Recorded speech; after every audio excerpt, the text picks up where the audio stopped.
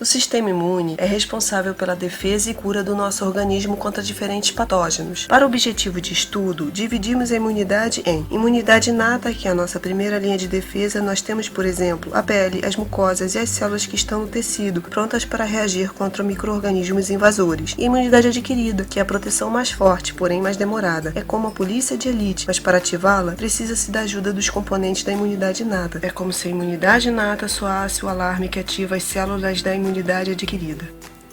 Na tuberculose, que é uma doença transmitida pelo bacilo de Koch, temos também a ação do sistema imune. Mas como o sistema imune atua contra a tuberculose? A transmissão acontece através das vias aéreas quando o indivíduo inala gotículas contendo os bacilos expelidos pela fala ou tosse de uma pessoa doente. Muitas vezes, essas gotículas ficam no chamado trato respiratório superior, garganta e nariz, onde é improvável que ocorra infecção, mas ao continuarem superando as barreiras mucosas e ciliares do trato respiratório e chegando aos alvéolos, iniciam uma resposta do sistema imune através de células de defesa. Essas células são da imunidade inata, que são os macrófagos alveolares, dendríticas e diversas moléculas solúveis que ajudam o sistema imune. O macrófago e as dendríticas são chamados fagócitos, ou seja, são células capazes de emitir pseudópodes e englobar o micro-organismo, além de possuírem substâncias capazes de quebrar o micro-organismo, e todo esse processo chama-se fagocitose. O primeiro contato do macrófago alveolar com o bacilo é crucial para definir o controle da infecção ou o desenvolvimento da doença. Isso ocorre a partir de receptores do tipo TOL, emitidos pelo macrófago em sua membrana, que reconhecem características específicas de classe de micro-organismos chamadas PAMPs. A partir desse contato, é possível que o macrófago fagocite-o.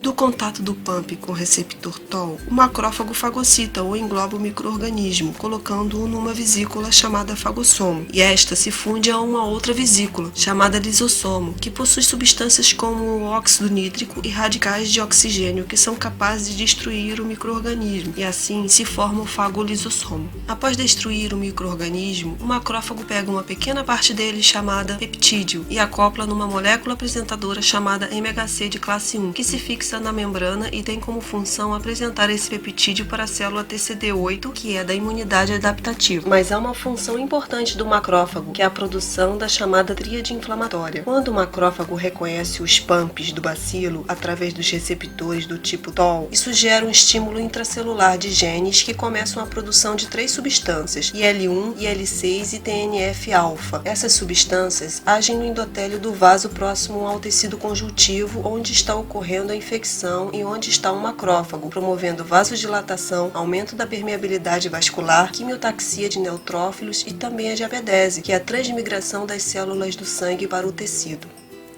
Mas também há uma participação especial da célula dendrítica, que vai permitir a ativação da imunidade adaptativa com a seguinte ação. A célula dendrítica, que também fagocita e também é uma célula apresentadora de antígeno, faz isso através da molécula MHC de classe 2 para a célula TCD4. E a dinâmica do macrófago e da dendrítica é diferente, porque o macrófago fica no tecido, esperando que a célula TCD8, que é circulante, venha reconhecer o peptídeo. Já a dendrítica é uma célula que sai do tecido e vai até onde a célula T se encontram, nos órgãos linfóides secundários, como linfonodos, para apresentar a célula TCD4 e, consequentemente, ativá-la. Quando ocorre essa apresentação da dendrítica, ela também dá 3 sinais importantes para a célula T, necessários para ativá-la e diferenciá-la e fazer com que vá até o tecido combater a infecção. Esses sinais são a apresentação do peptídeo, coestimulação, que acontece por intermédio de 2 moléculas, a CD80 e a CD86, que ajudam a ativar a célula T, e as citocinas, que são substâncias que indicam em que tipo de célula T deve se diferenciar, podendo ser TH1, TH17 e Treg.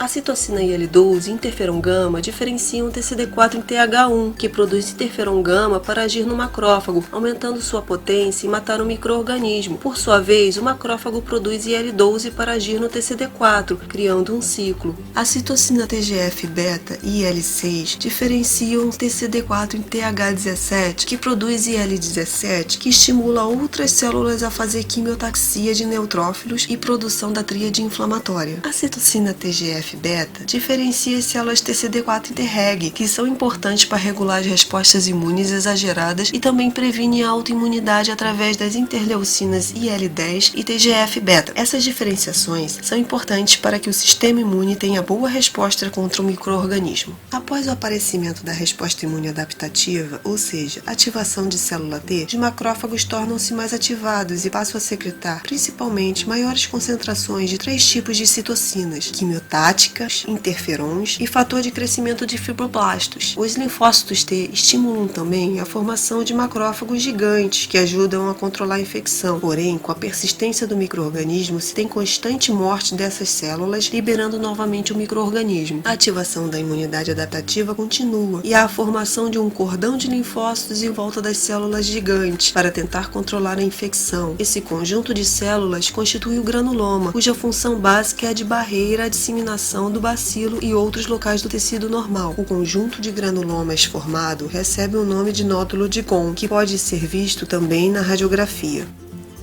Então, concluímos que o nosso sistema imune é um conjunto complexo de resposta e proteção do organismo e que, através de suas linhas de defesa, pode parar, diminuir a disseminação ou travar uma luta contínua contra micro-organismos invasores, como o bacilo de Koch, que causa a tuberculose.